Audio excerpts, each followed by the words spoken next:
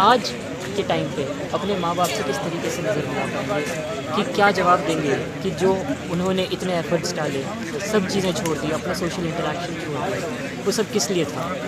आज का दिन देखने के लिए।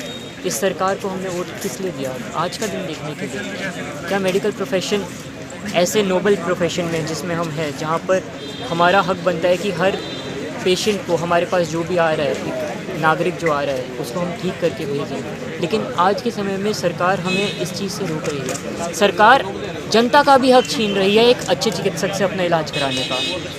एक पैसे से ख़रीदा हुआ, एक पैसे से आया हुआ चिकित्सक ज़्यादा बेहतर होगा या एक मेरिट से आया हुआ चिकित्सक बेहतर होगा? यह जनता से मेरा सवाल है।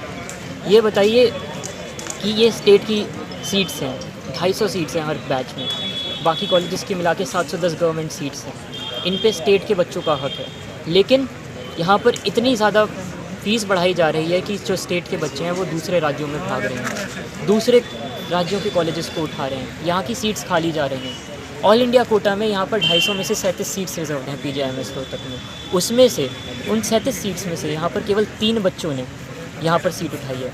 अगर हम 2019 का आंकड़ा देखें तो वहाँ पे ऑल इंडिया कोटा में 1825 ऑल इंडिया रैंक पे यहाँ पे सारी सीट्स ख़त्म हो गई थी, और आज उसी कॉलेज में यहाँ पर सीट उठाने को कोई तैयार नहीं है। तो बाहर के कॉलेज में फ़ीस कितनी है?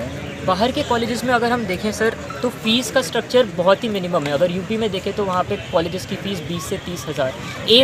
अगर हम एम्स के किसी भी उसमें देखें तो वहाँ पे 5 से 10 हज़ार में सभी कुछ जो शिक्षा है वो प्राप्त हो रही है। अगर हम ज़्यादा से ज़्यादा भी देख लें कहीं पर, तो ये पढ़ाई 70 से 80 हज़ार रुपये में ख़त्म हो जाती है, 50 हज़ार में ख़त्म हो जाती है बहुत जगह पर। हमारे यहाँ कितना पड़ता है? हमारे में इन्होंने जो हमारे को घुमाया है ना अपने शब्दों के जाल में, वो इस तरीके से घुमाया है कि हमसे फ़ीस को 2 तरीके से ले रहे हैं। 80 हज़ार रुपये तो ये कहते हैं कि हमारी फ़ीस है, लेकिन जो बचे हुए 9,20,000 रुपये प्रति साल के हैं वो यह कहती है कि यह एक ट्रस्ट में जमा होंगे, जो यहाँ पर सभी हमारे इंफ्रास्ट्रक्चरल डेवलपमेंट है उसमें लगेगा।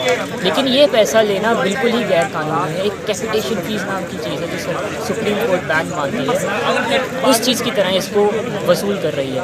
इन्होंने इस चीज़ को सर्विस बॉन्ड का नाम दिया है। अगर हम बाकी राज्यों में प्रणाली देखें सर्विस बॉन्ड की, तो वहाँ यह होता है कि बच्चा बाध्य है, यदि वो अपनी MBBS की शिक्षा ख़त्म करने के बाद सर्विस जो हमें गवर्नमेंट प्रोवाइड करती है, एक ऑफ़र देती है एम्प्लॉयमेंट का, अगर उसे ठुकरा देती है तो उसे वह जो सर्विस अमाउंट होती है, जो बॉन्ड अमाउंट होती है, वो जमा करनी पड़ती है।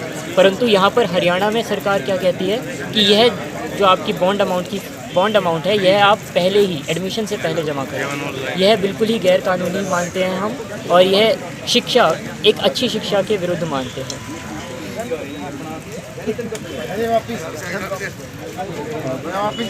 मैं प्रिया कौशिक MBBS 20 बैच की छात्रा, द्वितीय वर्ष PGI रोहतक में द्वितीय वर्ष में।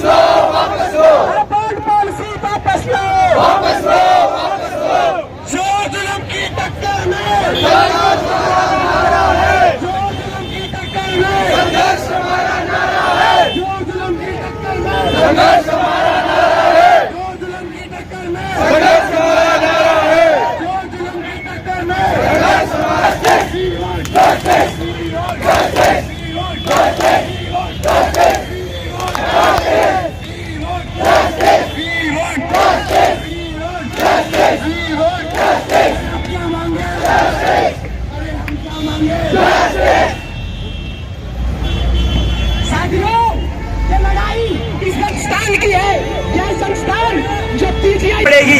अगर हरियाणा दिवस के दिन हरियाणा प्रदेश को बचाना है, हरियाणा प्रदेश की शिक्षा को बचाना है, तो आप लोगों को ये बात समझनी पड़ेगी, बॉन्ड पॉलिसी वापस लो, वापस लो, वापस लो। कैसा बोर्ड लगाया, कैसा बोर्ड लगाया है, कैसा बोर्ड लगाया है।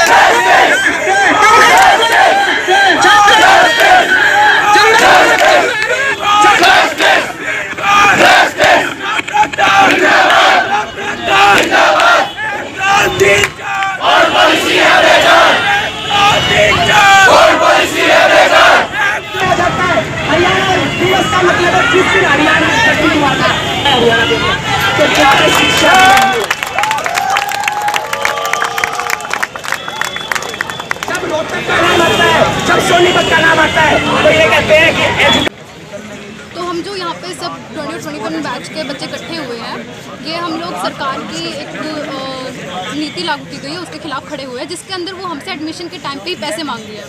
अब मैं सरकार से ये पूछना चाहती हूँ कि ऐसी कौन सी बॉन्ड पॉलिसी में लिखा होता है कि उसके नियम तोड़ने से पहले उनसे पैसे लिए जा रहे हैं। हमारे टाइम तक ये था कि उन्होंने हमसे अंडरटेकिंग ले ली हमारे 20 और 21 बैच से, लेकिन 22 बैच वालों से आते ही उन्होंने सीधा ही 9,20,000 रुपये की डिमांड कर दी। उन्होंने बोला अगर तुम 9,20,000 रुपये हमें जमा करवाओगे तो तुम्हारा एडमिशन हो जाएगा, वरना तुम्हारा एडमिशन कैंसिल हो जाएगा।